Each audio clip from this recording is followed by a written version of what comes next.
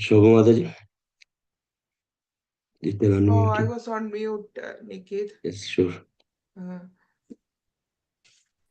ഓം അജ്ഞാനതിമിരാന്തസ്യ ജ്ഞാനാഞ്ജനശലാകയ ചക്ഷുരുന്മീലിതം മേന തസ്മൈ ശ്രീഗുരുവേ നമഃ.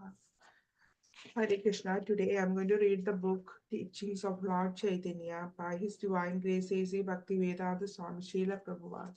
Srila Prabhupada ki Jai. When Lord Chaitanya heard from Ramananda Rai about loving affairs of Krishna and Radharani, still he requested, "You may go further, on and on."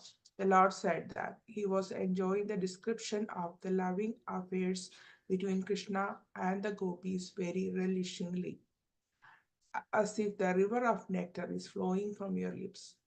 When Krishna danced amongst all the gopis, he thought that I'm not giving any special attention to Radharani. So, because among the other gopis, Radharani was not so much an object of special love, Krishna stole her away from the area of the rasa dance and has exhibited his special favor for her.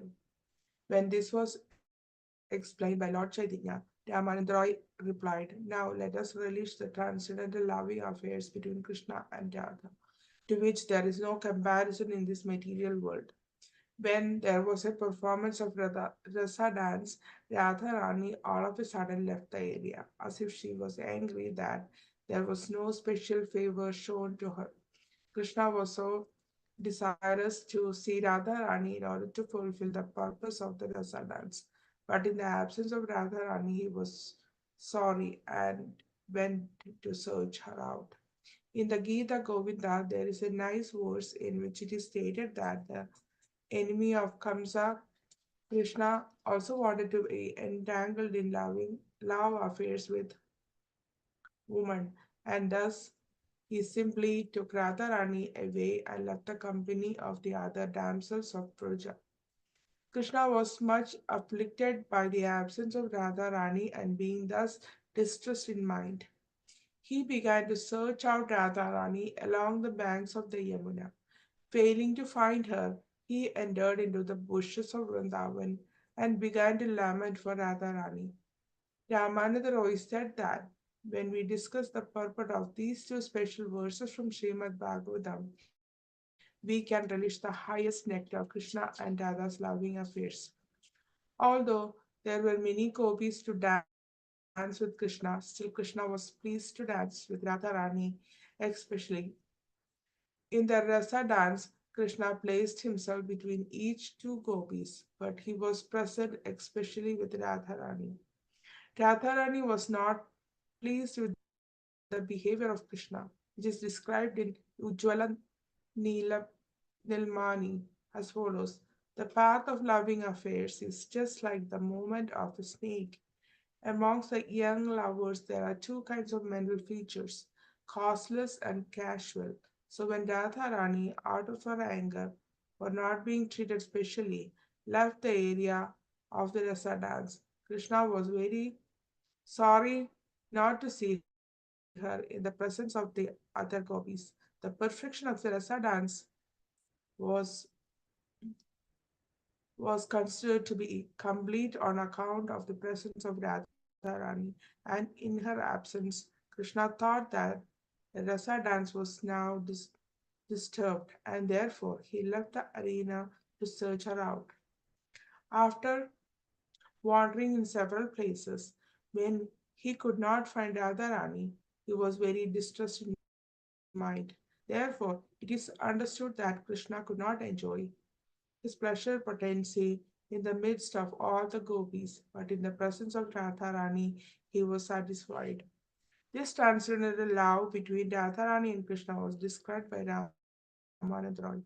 Lord Chaitanya admitted that I came to you for understanding about the transcendental loving affairs of Krishna and Radha, and I am very much satisfied that you have described it so nicely. I can understand now from your version that this is the highest loving state between Krishna and Radha. Lord Chaitanya still requested him to try something more. What are the transcendental features of Krishna and the transcendental features of Radharani? And and what are the transcendental features of the reciprocation of their feelings, and what is the love between them. If you will kindly describe all this to me, I think I shall be very much obliged, because I know that, except for you, nobody can describe such things. Ramanand Roy, in all humility, replied, I do not know anything, but whatever you are causing me to say, I'm saying. I know you are Krishna himself, but still you are relishing hearing about Krishna from me. Therefore, you will excuse me for my faulty expression. I'm just trying to express whatever you are causing me to express. Lord Chaitanya said, I am a Mayavadi sannyasi. I have no knowledge of the transcendental features of devotional service.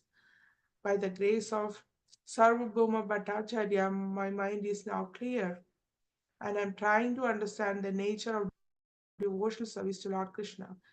He recommended that I see you for understanding Krishna, and he said that Ramananda Roy is the only person who knows something about love of Krishna. I have come to you recommended by Sarvabhauma Bhattacharya, so you should not hesitate to relate to me all the confidential affairs of Radha and Krishna. The example Lord Chaitanya said before Ramananda Rai was actually to take the subordinate position, and this has a very great significance. The purport is that if anyone is serious about understanding the transcendental nature of Krishna, he should approach a person who is actually enriched with Krishna consciousness. One should not be proud of this, of his material birth, material opulence, material education, and material beauty, and thereby try to conquer the mind of an advanced student of Krishna consciousness. Somebody who goes thus to such an advanced Krishna consciousness person, so that he will be induced favorably toward him, is under a misconception regarding his science. One should approach a Krishna conscious person with all humility and put relevant questions to him and not challenge him. If anyone goes to challenge him, such a highly elevated Krishna conscious person will not be available for any tangible service. A challenging, puffed up person will not be able to gain from a Krishna conscious man and will continue to remain in the material conception of life. Although Lord Chaitanya was born of a high Brahmana family and was situated in the highest perfectional stage of sannyasa, still he showed by his behavior that even an elevated person did not hesitate to take lessons from Ramanujara. Although he appeared to be a householder and situated in social status beneath that of a Brahmin. Lord Chaitanya clearly showed that his sincere student never minds whether his spiritual master may be born of a very high grade Brahmana family or of a Kshatriya family, or he may be a high grade sannyasi or brahmachari, or whatever status of life. Whoever can teach him about Krishna consciousness is his guru. Hare Krishna. So, this part of the reading explains the transcendental loving relationship of Radha and Krishna. Radharani and the gopis render the highest perfectional loving service to Krishna, and the Lord do not wish to even leave them. Radharani is so dear to Krishna. Sometimes Lord Chaitanya was enjoying hearing the pastimes of Radha and Krishna from Ramananda Roy in this reading. The loving affairs between Radharani and Krishna are transcendental, and there is no comparison in this material world. Sometimes Radharani will get angry for not getting special attention and leave the place. Thus Krishna have to go in search for her. The rasa dance is not completed without Radharani. Chaitanya Mahaprabhu appeared in this world to understand all about the transcendental loving affairs of Krishna and Radha in the mood of Radharani. Chaitanya Mahaprabhu relished hearing these transcendental loving affairs of Radha and Krishna from Ramananda Rai. Ramananda Rai, he is well qualified to speak about this. Anyone who wants to understand this transcendental nature of Krishna and Radha, they should be humble and approach a person who is in Krishna consciousness. A puffed up person cannot understand this and will not be able to gain the knowledge. We have to be in a humble state of mind in order to receive the knowledge. Hare Krishna.